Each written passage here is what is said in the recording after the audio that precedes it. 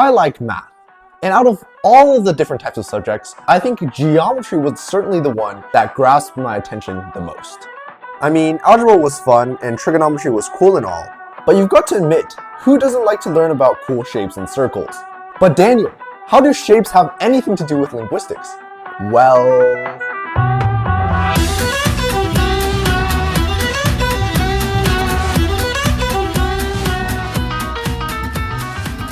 Vowels. Unlike consonants, which are formed by restricting airflow, guess what vowels are? That's right, vowels are formed with unrestricted airflow. Aha, if that was not obvious already.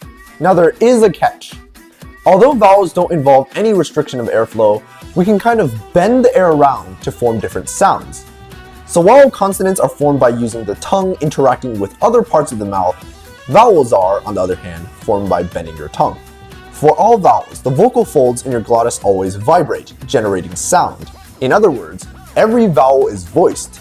I mean, technically you could have voiceless vowels, but those are more just breathing out or whispering, like hey, Daniel, did you know that there are actually voiceless vowels? Like this? So that's a simple definition of vowels in the linguistics world. But back to this weird-looking trapezoidal shape in the IPA. What exactly does it represent?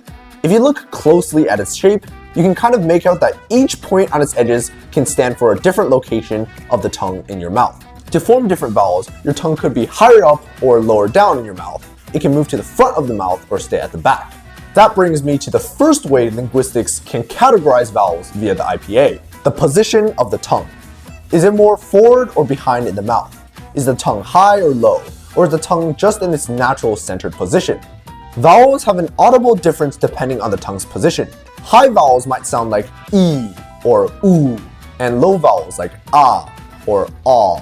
Front vowels might sound like while back vowels could be And of course we have the centralized vowel, the schwa sound, characterized by a definitive sound. Fun fact, English has a unique feature of converting any or most of its unstressed vowels to the sound, which not many other languages do. For example, for the words America, problem, and support, we don't say America, problem, or support. Instead, we say America, problem, and support. Furthermore, vowels can also be categorized by the rounding of the lips. Did you think that only the tongue mattered? Well, the lips also do. Rounding is what differentiates sounds like and aw, e and u, etc. In English, we know that the two most common rounded vowels that we have are the O sound, aw, and the U sound, oo, while the rest are unrounded. Finally, we can categorize vowels via their tension or laxity. In simpler terms, it's how concentrated the vowel is in certain parts of your mouth, as well as how relaxed your tongue is. For example, E and oo are made by concentrating your tongue to the top part of your mouth. Therefore, your tongue is more tensed up, so it's a tense vowel. By contrast, your tongue is more loose when pronouncing I, so it's considered a lax vowel. So there turns out to be two different types of vowels in the IPA. The first is a monophthong. I know, it's a pretty funny word to pronounce, almost like something a 3-year-old toddler who just discovered how to make up imaginary words would say. Breaking down the word, we can say that mono means the number 1, and phthong is a root derived from Greek meaning sound.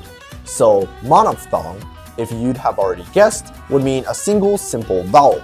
In English, we have quite a few monophthongs. As in book, a as in cat, and even I as in kid. And obviously the centralized schwa sound as well, and so on. But things get interesting when we start getting into diphthongs, which are vowels that require your tongue to move from one position to another while the vowel is being made, such as English I as in my, ow as in now, and a as in they, and so on.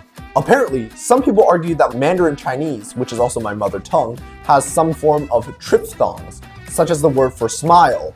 Xiao is kind of like yao, it's like yi-a-o, so yao. But that's another heavily debated topic in linguistics. The last part of IPA vowels is the additional modifiers that alter vowel production. We know that the two primary organs that we use to produce vowels are the lips and the tongue, of course, but other organs might play a role as well. For example, using your nose during a vowel is called nasalization. Such as in French, a lot of words have this trait at the end of words, such as the word for good, bon, nasalization is marked in the IPA with a tilde, this squiggly line looking mark that you can place on top of vowels. Then there's also stress and tone. Stress is where you would put emphasis on certain vowels in a word. Like for the word economy, you wouldn't say economy, you would say economy, right? You're emphasizing the second vowel, which is marked by an apostrophe-like symbol before the vowel. And intonation is where you have a different pitch for certain vowels. Such as in Mandarin Chinese, we have the infamous four-tone system. Ma, ma, ma, ma, which all mean different things. There's also rhoticization, which means vowels are made similar to the R sound, like the vowel, which is really close to the approximate r. And creaky voiced vowels involve just a teeny little bit of your vocal folds vibrating, resulting in a kind of sensation in which your vocal cords seem to be fried, like the sound These modifiers can make vowel transcription much more specific, while just position and rounding is probably used for more general notation. So with that, I'll leave you guys with some vowels to practice pronouncing. Let's see if you can do it. If not, I hope this video has at least spurred some speck of your linguistic interest. Anyways, catch you in the next one.